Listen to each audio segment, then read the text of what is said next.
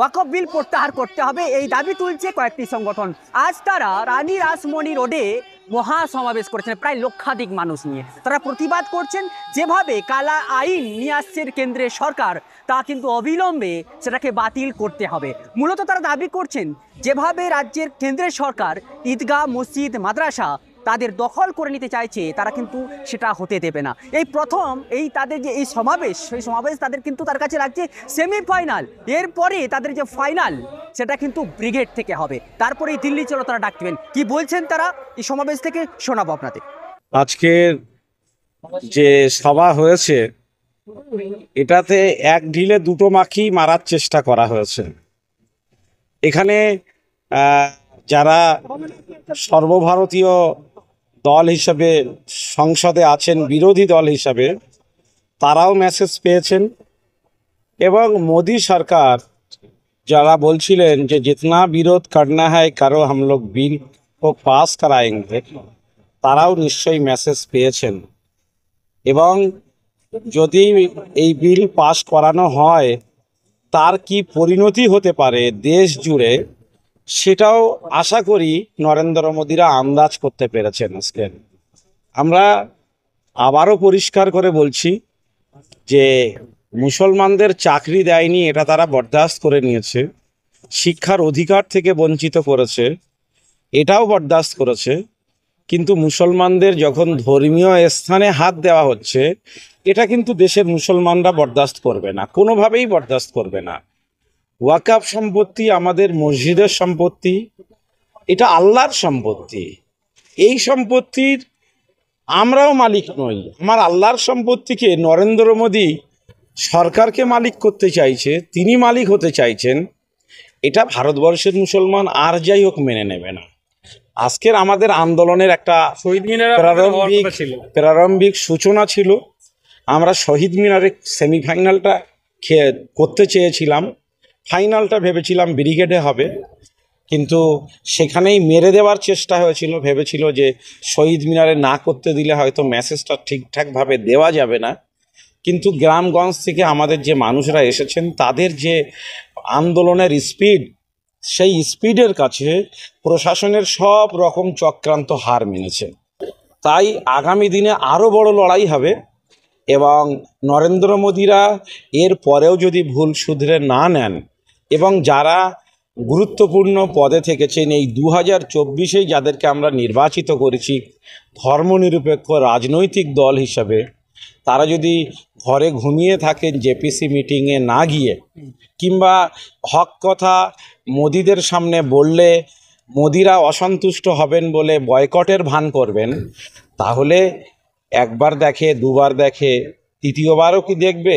তালাক বিলে দেখেছে মুসলমানরা আপনারা বয়কট করেছেন, 370-তে দেখেছেন মুসলমানরা আপনারা বয়কট করেছেন, তা ওয়াকফ সংশোধনী বিলেও আপনারা বয়কট করবেন। মুসলমানরা কিন্তু বারবার বেলতলায় যাবে না। মঞ্চ থেকে অভিষেক বন্দ্যোপাধ্যায়ের নাম করেও এবং মমতা ব্যানার্জির নাম করেও আমি ওয়াকফ দেওয়া হয় রাজ্য সরকারের উদ্দেশ্যে, তারা কি সংসদের তারা সহযোগিতা করছেন না। আজকের বাধ্য হয়ে আমাকে বলতে হচ্ছে যে মমতা ব্যানার্জি এবং তার যিনি মানে দলের সর্বভারতীয় সভাপতি, সাংসদ, তারা আমাদের এই আন্দোলনে যে সহযোগিতা বিজেপির শরিক দল করছে, চন্দ্রবাবু নাইডু, নীতিশ কুমার করছে, সেইটুকু সহযোগিতাও মমতা ব্যানার্জি করছেন। আমি চিঠি দিইনি, আমি নগণ্য মানুষ, ছোট মানুষ, কিন্তু অল ইন্ডিয়া মুসলিম পার্সোনাল ল বোর্ডের জেনারেল সেক্রেটারি দুবার চিঠি দিয়েছেন মমতা ব্যানার্জিকে এবং অভিষেক ব্যানার্জিকে।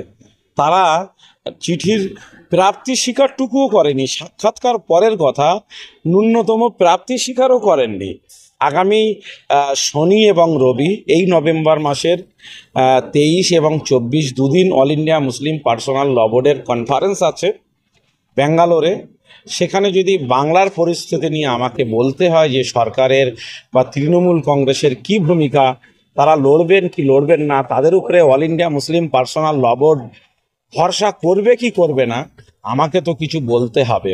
তাই আমি আশা করব যে আজকে মঙ্গলবার, আগামী শুক্রবারের মধ্যে আমরা আপনাদের মাধ্যমে তৃণমূল কংগ্রেসের কাছ থেকে একটা বলিষ্ঠ মেসেজ পাবো যে তারা এই আন্দোলনে মুসলিম পার্সোনাল ল বোর্ডের পাশে থাকবেন, না মুসলমানদের নিজেদের আন্দোলন নিজেদের করতে হবে।